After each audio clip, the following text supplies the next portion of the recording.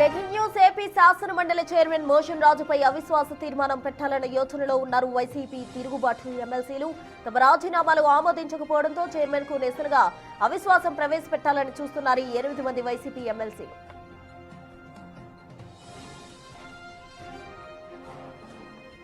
మొత్తంగా మోషన్ రాజుపై అవిశ్వాస తీర్మానం పెట్టాలన్న ఆలోచనతో ఉన్నారు వైసీపీకి సంబంధించిన తిరుగుబాటు ఎమ్మెల్సీలు. ఏదైతే వారు రాజీనామా చేయాలనుకుంటున్నారో ఆ రాజీనామాలు ఆమోదించకపోవడంతో ఈ డెసిషన్ తీసుకున్నట్టు కూడా తెలుస్తోంది. ఏపీ మండలి చైర్మన్ గా ఉన్న మోషన్ రాజుపై అవిశ్వాస తీర్మానం పెట్టాలని వారంతా కూడా యోచిస్తూ ఉన్నారు. మొత్తంగా తమ రాజీనామాలు ఆమోదించట్లేదు అన్న కారణంతో మోషన్ రాజును చైర్మన్ గా నిరసనగా అవిశ్వాసం ప్రవేశపెట్టాలని ఈ 8 మంది వైసీపీ ఎమ్మెల్సీలు చూస్తున్నారు.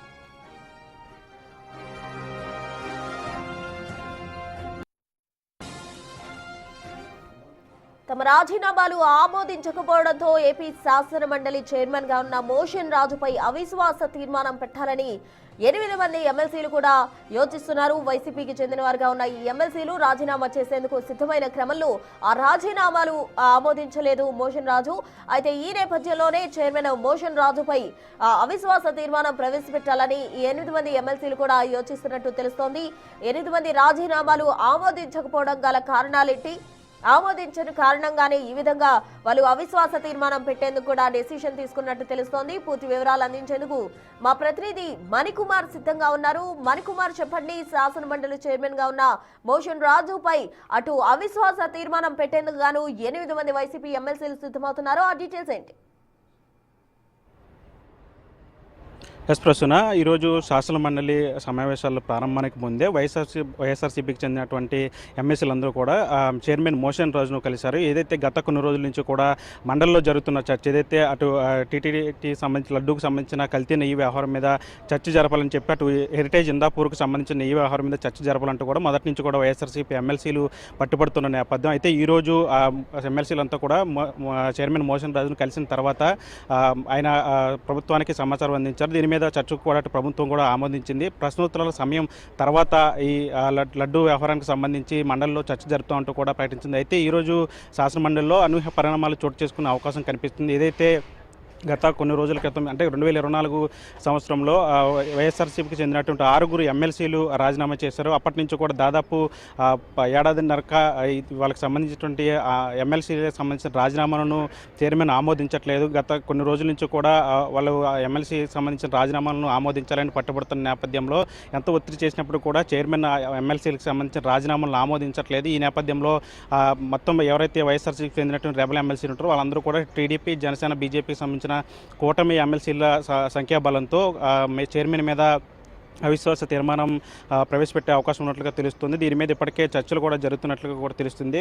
అంటే ప్రస్తుతానికి ఈరోజు శాసనమండలి సమావేశాలు ప్రారంభమైన తర్వాత ప్రశ్నోత్తరాల సమయం తర్వాత టీటీబీ నెయ్యికి సంబంధించిన లడ్డు వ్యవహారం మీద చర్చ జరుగుతా, లేదంటే చైర్మన్ మీద అవిశ్వాస తీర్మానాన్ని ప్రవేశపెడతారనే దాని మీద అయితే చర్చ చూడాల్సిన అవసరం కనిపిస్తుంది. ఎందుకంటే దాదాపు మొత్తం ఎమ్మెల్సీ సంఖ్య చూస్తే 58గా ఉంది. అయితే ఇప్పటికే అటు టీడీపీకి 11, జనసేనకు 2, బీజేపీకి 1, అదేవిధంగా ఇండిపెండెంట్గా ఉన్నటువంటి గురుమూర్తిల దాదాపు కూటమికి 15 మంది ఎమ్మెల్సీల సంఖ్య బలం ఉంది. వీరితో పాటు ఇంకా కొంతమంది తటస్థంగా ఉన్నటువంటి ఎమ్మెల్సీలను కూడా వాళ్ళతో కూడా రాజీనామా చేయించి అవిశ్వాస తీర్మానాన్ని ప్రవేశపెట్టే విధంగా కూడా కూటమి ఎమ్మెల్సీలు ఆలోచిస్తున్నట్టు కూడా తెలుస్తుంది. అంటే ఎవరైతే ఆ రాజీనామా చేసినట్టు 6 ఎమ్మెల్సీలు ఉన్నారో 6 ఎమ్మెల్సీలు కూడా అవిశ్వాస తీర్మానాన్ని ప్రవేశపెడితే కనుక వారికి టీటీపీ ఈ కూటమికి సంబంధించిన ఎమ్మెల్సీలంతా కూడా మద్దతు పలికితే ఖచ్చితంగా సంఖ్యాబలం పెరుగుతుంది. సంఖ్యాబలం పెరిగితే ఖచ్చితంగా అవిశ్వాస తీర్మానాన్ని ప్రవేశపెట్టే అవకాశం ఉంటుంది. కాబట్టి ఆ దిశగా కూడా చర్చలు జరుగుతున్నట్టుగా తెలుస్తుంది. కూటమి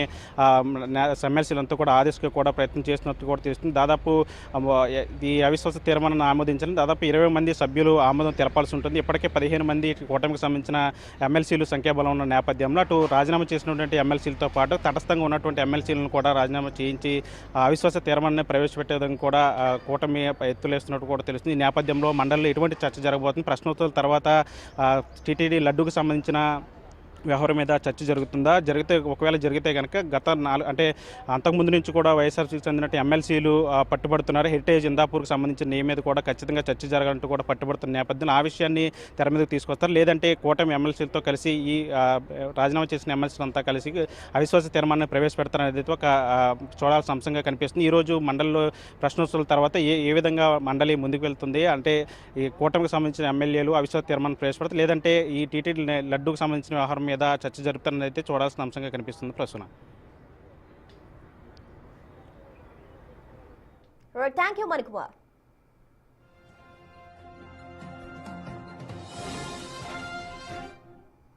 ఏపీ అసెంబ్లీలో మంత్రి లోకేష్ మాట్లాడుతున్నారు. ఇప్పుడు లైవ్ చూద్దాం. చెప్పినట్టు అధ్యక్ష, సెప్టెంబర్ 27, 2025న శాసనసభ ఆమోదం తెలిపింది.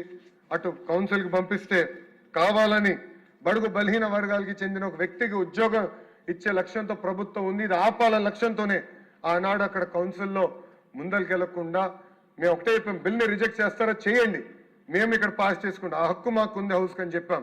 కానీ పాస్ చేయకుండా పెట్టారు అధ్యక్ష. కానీ ఒకటే అధ్యక్ష, ఎవరు ఆపలేరు. ఇది ఒక పవిత్రమైన బాధ్యత. ఈ బిల్ తీసుకుంటే ముందరికెళ్ళేదానికి ప్రభుత్వం సిద్ధంగా ఉంది. ఇది ఈ తోత చంద్రే కుటుంబానికి అన్యాయం కాదు, ఆంధ్ర రాష్ట్రంలో ఏ కుటుంబానికి ఇలా అన్యాయం జరగకుండా లక్ష్యంతో మేము ఉన్నాం అధ్యక్ష. ఈ బిల్ని అందుకే తిరిగి మళ్ళీ శాసనసభ ఏకగ్రీవంగా పాస్ చేయాలని ఈ సభాముఖంగా నేను మిమ్మల్ని అందరినీ కోరుతున్నా అధ్యక్ష. ఇది ఒక ఫేవర్ కాదండి, ఒక చారిటీ కాదండి, ఇదొక బాధ్యత అండి మనందరిది. మనందరం ఇదొక బాధ్యతగా తీసుకోవాలి. ఫ్యాక్షన్కి ఫుల్ స్టాప్ పెట్టాలి. ఇలాంటి కుటుంబాలను ఆదుకోవాల్సిన అవసరం మనందరి పైన ఉంది.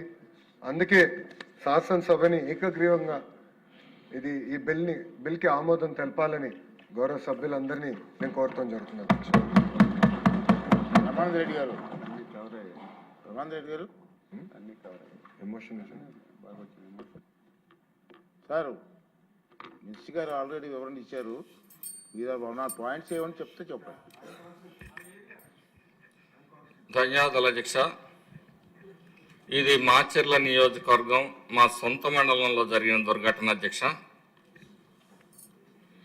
డిసెంబర్ 27, 2021న నేను బాధ్యతలో చేపట్టిన తర్వాత అక్కడ గొప్ప ర్యాలీ జరగటం,